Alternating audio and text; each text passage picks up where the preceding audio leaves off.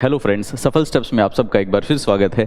आप सभी लोगों ने ज़िंदगी में कई बार नाकामियों का मुंह देखा होगा और जब जब कोई इंसान नाकाम होता है तो हम लोग अपनी कमियों को सामने ले आते हैं कि मेरे साथ ये समस्या हुई, मेरे साथ वो समस्या हुई, मेरी ज़िंदगी में दुखों का पहाड़ टूट गया, मेरे पास संसाधन नहीं थे, अगर ऐसा होता तो मैं पता नहीं क्या कर जाता। लेकिन कोई जीवन में ऐसा व्यक्ति नहीं है जिसकी लाइफ में संघर्ष ना हो। दो तरह के व्यक्ति होते हैं, कुछ संघर्षों से हार मान के अपना काम छोड़ देते हैं या फिर नाकामी को ही अपना जीवन बना लेते हैं, और वहीं पे कुछ ऐसे जुझारू योद्धा होते हैं जिनके जीवन में जितने ज़्यादा संघर्ष आते हैं, हर संघर्ष के साथ वो और निडर होके और निखर के सामने आते हैं। आज के सेशन में हम लोग मिलने वाले हैं ऐसी ही एक शख्सियत से जिनका नाम है श्रीमती द्रौपदी मुर्मू। आपने ठीक सुना, एनडीए के द्वारा अभी इन्हें राष्ट्रपति कैंडिडेट के रूप में प्रपोज किया गया है और अभी के जो हालात हैं उनको देखते हुए लगभग उनका राष्ट्रपति बनना तय है। हम सभी ये नाम सुनते आए हैं, महिला सशक्तिकरण। महिला सशक्तिकरण या वुमन एम्पावरमेंट किसे कहते हैं, असली भारत का महिला सशक्तिकरण क्या है, वो आज हम लोग इस वीडियो में देखेंगे। सबसे पहले हम लोग द्रौपदी मुर्मू के बारे में थोड़ा सा जान लेते हैं। देखिए, हम सभी अभी तक ये जान चुके हैं कि द्रौपदी मुर्मू जी का जन्म 20 जून 1958 को मयूरभंज ओडिशा में हुआ। उनके पिताजी का नाम बिरंची नारायण टुडू था, उनके पति का नाम श्यामचरण मुर्मू था और इनके 3 संतानें हैं जिनमें से 2 पुत्र और 1 पुत्री हैं।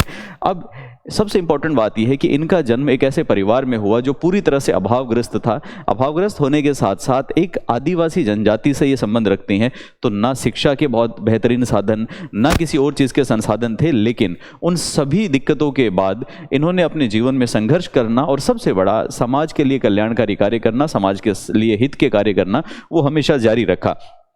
धीरे धीरे इन्होंने, जब इनकी शिक्षा पूरी हो गई तो सबसे पहले इन्होंने कला में स्नातक की, मतलब आर्ट्स में ग्रेजुएट की डिग्री ली। जब इनकी शिक्षा पूरी हो गई तो इन्होंने नौकरी करना शुरू कर दिया, सरकारी नौकरी इन्होंने पकड़ी और सिंचाई और बिजली विभाग के अंदर कनिष्ठ सहायक के रूप में इन्होंने नौकरी ज्वाइन की। बाद में ये आगे चल के शिक्षक बनी और शिक्षक के रूप में भी इन्होंने काम किया। लेकिन कुछ ही दिन बाद इनका जो संघर्ष है, इनका समाज के लिए कुछ करने की इच्छा है, वो इन्हें राजनीतिक कैरियर की तरफ ले गई और इन्होंने शुरुआत की एक शानदार राजनीतिक कैरियर की। 1997 में ये राय रंगपुर नगर पंचायत से पार्षद के रूप में चुनी गई।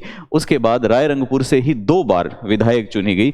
आप सोचिए कि अभावग्रस्त किसी महिला के लिए, जिसके पास कोई हाई प्रोफाइल एजुकेशन नहीं थी, एक सामान्य ग्रेजुएट की डिग्री थी, पीछे से कोई बैकग्राउंड का इतना कोई सपोर्ट नहीं था, तो ये उन महिलाओं के लिए, उन लोगों के लिए एक सीख है जो ये कहते हैं कि भाई मेरे पास में बहुत संसाधन नहीं है, मैं अमीर परिवार से होता तो कुछ कर गुजरता। तो आपके सामने एग्जाम्पल है कि कुछ कर गुजरने के लिए अमीर परिवार से होना, पैसे वाले परिवार से होना कोई ज़रूरी नहीं है।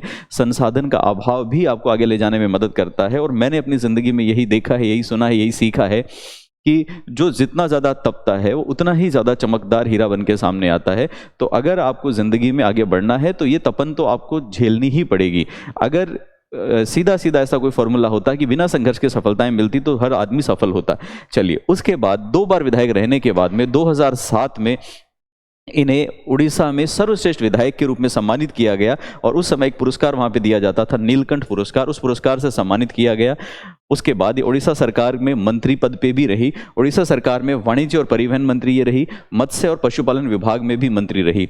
उसके बाद 2015 में इन्हें झारखंड में राज्यपाल बनाया जाता है। लेकिन इसी बीच में इनके साथ में बहुत ही दुखद घटनाएं शुरू हुई और जीवन में एक कोई भी पुरुष या महिला अपने जीवन में जिन दुखद घटनाओं की उम्मीद कर सकता है कि सबसे ज़्यादा दुखदायी क्या हो सकता है, वो इनके साथ घटा। सोचिए ज़रा कि एक ऐसी महिला जिसके 2 पुत्र हैं और कुछ वर्षों के अंतर में ही दोनों जवान बेटों की मृत्यु हो जाती है। पहले बेटे की एक्सीडेंट में डेथ होती है। उस दुख से जब ये उबर पाती है, उसके कुछ ही दिन में दूसरे बेटे की फिर से डेथ हो जाती है, तो सेकंड सन भी चला जाता है। दोनों बेटों के दुख से जैसे तैसे खुद को संभाल पाती, इससे पहले इनके पति की मृत्यु हो जाती है। तो एक तरह से जिसको हम लोग बोलते हैं कि किसी का पूरा संसार लुट जाना, वैसी परिस्थिति इनके साथ हो जाती है और इस कारण कोई भी आम आदमी दुख में चला जाता है। तो ये भी डिप्रेशन का शिकार हो गई, डिप्रेशन में चली गई। लेकिन अगेन इन्होंने फिर से जन कल्याण के कामों में रुचि लेना शुरू किया और फिर से अपने संघर्ष का एक और एग्जाम्पल पेश किया और झारखंड की तरफ से, झारखंड में पहली बार महिला राज्यपाल ये चुनी गई। तो पहली महिला राज्यपाल झारखंड की, इनको ये श्रेय जाता है। अब राष्ट्रपति पद के लिए एनडीए ने इनको नामित किया है, नॉमिनेट किया है और कंफर्म है कि ये लगभग यही भारत में इस बार राष्ट्रपति के पद पे आसीन होंगी। जब ये राष्ट्रपति बनेंगी तो भी अपने साथ में बहुत सारी उपलब्धियां जोड़ेंगी। कैसे? सबसे पहले भारत में पहली बार कोई आदिवासी महिला राष्ट्रपति बनने जा रही है। इससे पहले कोई भी आदिवासी महिला भारत में राष्ट्रपति पद पे नहीं रही। दूसरा, उड़ीसा राज्य से कोई भी भारत में पहले राष्ट्रपति पद तक नहीं पहुंच पाया। उड़ीसा राज्य की तरफ से ये पहले राष्ट्रपति होंगी। इसके साथ साथ अभी तक भारत में सिर्फ एक ही महिला राष्ट्रपति रही हैं, ये भारत की दूसरी महिला राष्ट्रपति होंगी। तो सेकंड महिला राष्ट्रपति का श्रेय होने का श्रेय भी इनको जाता है। और इसके साथ साथ अभी तक जितने भी राष्ट्रपति बने उनमें से लगभग लोगों के जन्म, लगभग राष्ट्रपति उम्मीदवारों के जन्म स्वतंत्रता से पहले हुए थे। ये पहली ऐसी राष्ट्रपति पद के उम्मीदवार हैं जिनका जन्म आज़ादी के बाद में हुआ है।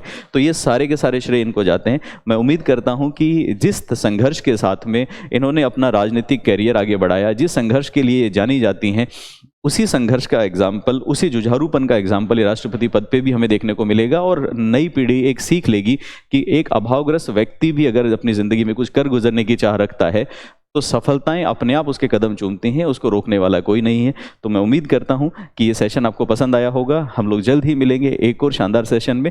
तब तक के लिए अगर आपको हमारा कंटेंट पसंद आता है तो चैनल को लाइक करें, सब्सक्राइब करें, ज़्यादा से ज़्यादा फ्रेंड्स के साथ शेयर करें। Thanks a lot.